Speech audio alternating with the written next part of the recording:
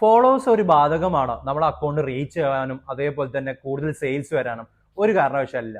നമ്മൾ ഫോളോവേഴ്സിന് നോക്കി കാര്യങ്ങൾ എത്ര ഉണ്ട് എന്നനുസരിച്ചല്ല നമ്മൾ കൂടുതൽ ആളുകൾക്ക് ഇത് നമ്മുടെ വീഡിയോസുകൾ ഷെയർ ആയി പോകുന്നതും അതേപോലെ റീച്ച് ആവുന്നതും.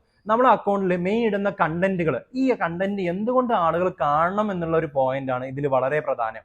ആ പോയിന്റ്സ് കിട്ടിക്കഴിഞ്ഞാൽ തന്നെ നമ്മൾ നല്ലൊരു കോണ്ടന്റ് നമുക്ക് മേക്ക് ചെയ്യാൻ പറ്റും. ഈ കോണ്ടന്റ് കൂടുതൽ ആളുകളിലേക്ക് ഷെയർ ചെയ്യും, കൂടുതൽ ലൈക്സും കാര്യങ്ങളും കിട്ടുമ്പോൾ, കമന്റ്സ് വരുമ്പോൾ ഈ വീഡിയോ എൻഗേജ്മെന്റ് ആവും. ആ സമയത്ത് ഇത് ഇൻസ്റ്റാഗ്രാമിൽ മനസ്സിലാവും ഇത് അത്യാവശ്യം ആളുകളിലേക്ക് വാല്യൂ ഉള്ളതാണ്. ഇത് കൂടുതൽ ആളുകളിലേക്ക് ഇത് എന്ത് ചെയ്യും, റെക്കമെൻഡേഷൻ കൊണ്ടുപോകും. ഈ റെക്കമെൻഡേഷൻ ചെയ്യുന്ന സമയത്ത് ആളുകൾ എത്ര വീഡിയോ കാണുന്നുണ്ട് എന്നനുസരിച്ചാണ് ഈ വീഡിയോ വൈറലാവുന്നതും വളരെ പെട്ടെന്ന് കയറി പോകുന്നതും. അതുകൊണ്ട് തന്നെ നമ്മുടെ അക്കൗണ്ടിന് ഒരു കാരണവശാലും ഫോളോവേഴ്സിന്റെ ഒരു കാരണം കൊണ്ട് നമുക്ക് സെയിൽ കൂടുതൽ വരുന്നു എന്നുള്ള ധാരണ നിർത്തുക. നമ്മുടെ അക്കൗണ്ടിൽ ഒരു 300-400 കാര്യങ്ങൾ നമുക്ക് ഫോളോവേഴ്സ് ഉണ്ടെങ്കിലും, നിങ്ങൾ ഒരു എക്സാമ്പിൾ എടുക്കുകയാണെങ്കിൽ നമ്മളൊരു ഓഡിറ്റോറിയത്തിൽ ഒരു 500 പേരുണ്ടെങ്കിൽ പോലും നമ്മൾ ആ അക്കൗണ്ടിൽ ചിലപ്പോൾ ഒരു 2-3 കസ്റ്റമേഴ്സ് മതിയാവും നമ്മളൊരു മാസത്തെ സെയിൽസിന്റെ നമുക്ക് ടാർഗറ്റ് അച്ചീവ് ചെയ്യാം. അപ്പോൾ നിങ്ങൾ പ്രത്യേകിക്കേണ്ടത് ഫോളോവേഴ്സ് അല്ല, നിങ്ങൾ ഇടുന്നത് റിയൽ കണ്ടന്റും റിയൽ പ്രസന്റ് ചെയ്തിട്ടുള്ള കാര്യങ്ങളും ആളുകൾക്ക് വാല്യൂബിൾ ആയെന്ന് തോന്നുന്ന കണ്ടന്റുകൾ നിങ്ങൾ ക്രിയേറ്റ് ചെയ്ത് കഴിഞ്ഞതല്ല ഓട്ടോമാറ്റിക്കലി അത് കയറും.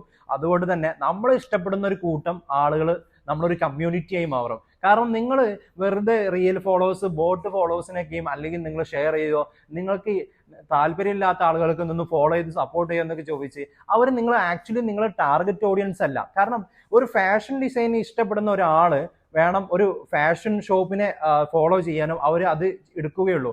അല്ലാത്തത് വെറുതെ ഒരു ഷോക്കേസും മാത്രമേ ഉള്ളൂ. അതുകൊണ്ട് നമുക്ക് യാതൊരു ബെനിഫിറ്റ് ഇല്ല.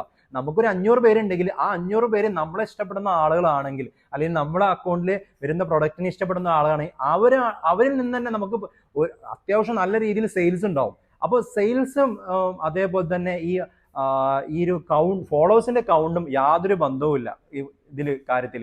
അപ്പോൾ നിങ്ങളെ അക്കൗണ്ട് കൃത്യമായിട്ട് ഒരാൾക്ക് ട്രസ്റ്റ് ചെയ്ത് വാങ്ങാൻ പറ്റുന്ന ലെവലിലേക്ക് ഇൻസ്റ്റാഗ്രാം അക്കൗണ്ട് പ്രൊഫഷണലി നിങ്ങൾ ഷിഫ്റ്റ് ചെയ്ത് വെച്ചിട്ടുണ്ടെങ്കിൽ ഓട്ടോമാറ്റിക്കലി നിങ്ങൾക്ക് എന്ത് ചെയ്യും, ആ സെയിൽ ക്ലോസ് ചെയ്യും. അതുപോലെ തന്നെ അതിൽ ഫണൽ സിസ്റ്റങ്ങളും കൃത്യമായി വെക്കണം, എന്നാൽ മാത്രമേ സെയിൽസ് വരൂ. കാരണം വീഡിയോ കണ്ട് പ്രൊഡക്റ്റ് നോക്കുമ്പോൾ പ്രൊഡക്റ്റ് വാങ്ങാനുള്ള യാതൊരു ഓപ്ഷൻസും ഇല്ല. എങ്ങനെ കോൺടാക്ട് ചെയ്യും, എങ്ങനെ ഇതിലേക്ക് എത്തിപ്പെടുന്നു? കാരണം അങ്ങനെ തന്നെ വേറെ ആളുകൾ, കാരണം ഒരു പ്രൊഡക്റ്റ് ആളുകൾക്ക് ഇഷ്ടപ്പെട്ട് കഴിഞ്ഞാൽ അത് ക്ലിക്ക് ചെയ്യുമ്പോൾ തന്നെ അത് റെക്കമെൻഡേഷൻ ആയിട്ട് കുറെ ആഡുകൾ അടക്കം സജ്ജമാണ്.